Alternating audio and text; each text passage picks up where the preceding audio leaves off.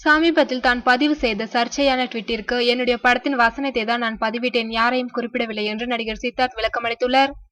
சித்தார்த் தயாரித்து நாயகனாக நடித்திருக்கும் ஜில் ஜங் ஜக் படத்தின் பத்திரிகையாளர் சந்திப்பு நடைபெற்றது. இதில் படம் குறித்து நடிகர் சித்தார்த் பேசினார். இந்த விழாவில் நடிகர் சித்தார்த் சமீபத்தில் பதிவிட்ட பதிவிற்கு பத்திரிகையாளர்கள் விளக்கம் கேட்டனர்.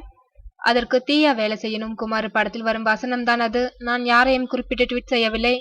எனது ட்விட்டர் பக்கத்தில் நான் நடித்த படத்தின் வசனத்தை எழுதினேன். மற்றவர்கள் வேறு விதத்தில் நினைத்தால் நான் எப்படி பொறுப்பேற்க முடியும் என்று சித்தார்த் விளக்கமளித்துள்ளார். இந்த ட்வீட் வெளியான சமயம் முன்னணி நடிகர்களை தான் அவர் குறிப்பிடுகிறார் என்று சமூக வலைதளங்களில் அதனை பற்றி காரசாரமான விவாதங்கள் நடைபெற்றது குறிப்பிடத்தக்கது. நீண்ட இடைவெளிக்கு பின்பு சித்தார்த் நடிப்பில் அரண்மனை 2 திரைப்படம் வெளியாகி வெற்றி பெற்றுள்ளது.